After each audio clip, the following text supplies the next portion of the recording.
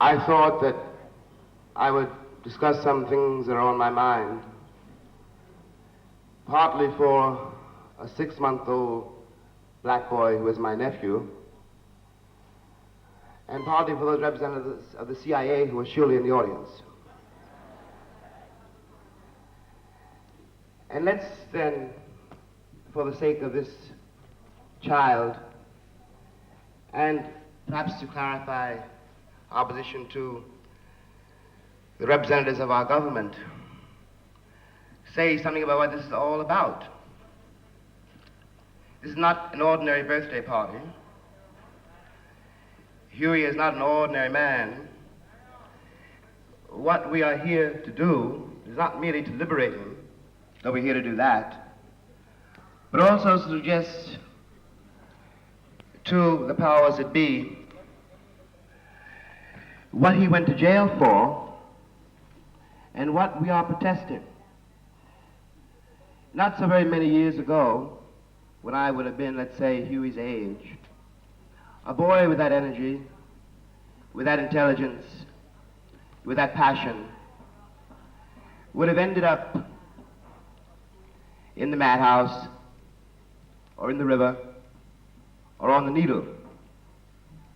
We have watched in this country for many generations the slaughter of our brothers and our sisters and our children, and not only physically, but in a much more important way. And what we watched was the destruction of human beings who found themselves in a trap. The trap being their oppression in this country, the system under which one lives in this country.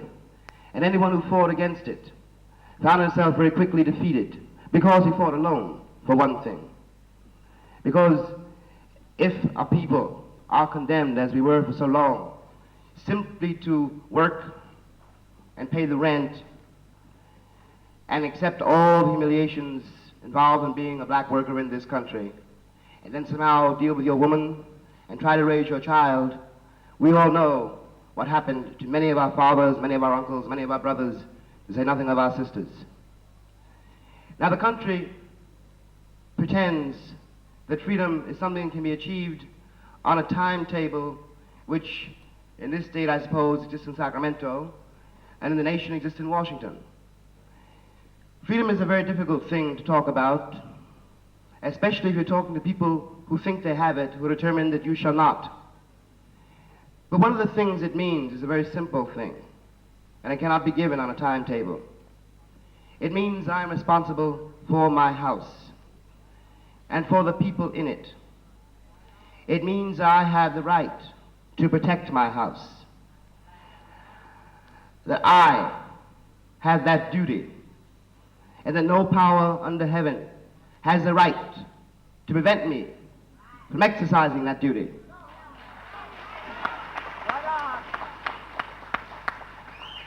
My woman, my child are under my authority, no one else's. It's a very simple demand. We've been making it for 400 years.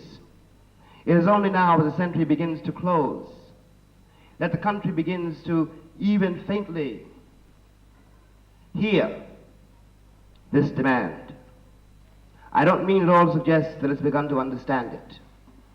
It's only begun to be embarrassed by the fact of this enormous population, this subjugated population, which is a nation, and cannot all be murdered, and cannot all be put in concentration camps, unless, of course, the country is willing to destroy itself. That is the nature of the dilemma. And furthermore, in the middle of this century, as distinguished from even 40 years ago, this population is no longer alone. The blacks were alone in 1936 when Ethiopia was raped by the Italians. But we are not alone now. And everyone in the country begins to realize that. The black man in this country is also related to the Mexican, the Puerto Rican, the Angolan, the South African, quiet as kept, the Chinese. It is, in fact, if we are at the threshold of a revolution, It is a global revolution. And it has nothing to do, this is a very happy development too, finally it has nothing to do with color. And that is beginning to be clear too. Clear to whites, at least in the younger generation, and clear to blacks. That racism, for example, is a myth we can no longer afford. No one can use it. Look at the people who tried.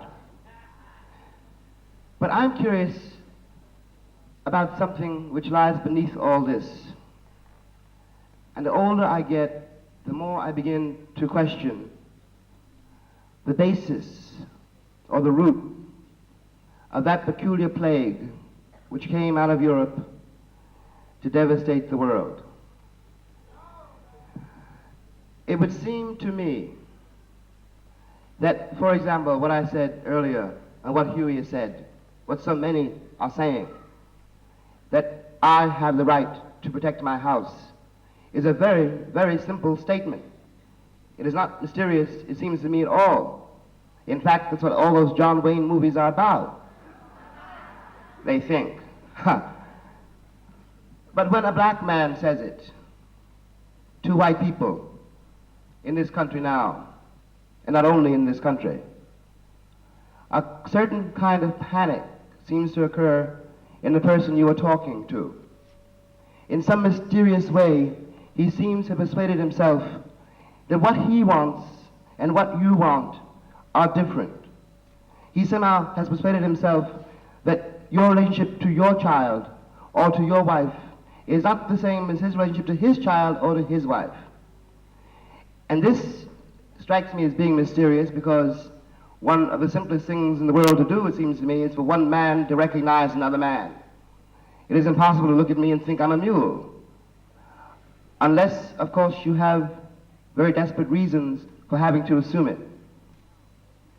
Now, it would seem to me that one of the reasons that our history, our common history in this country, has been lied about so long has to do, first of all, with the system which created the American wealth. It cannot be overstated, and it certainly cannot be denied, that the system which created the wealth of this nation and the wealth, in fact, of the West was entirely dependent on slave labor. Not only black people, the English put their own children, tied them to carts and had them pulling carts through mines, even before they thought of us.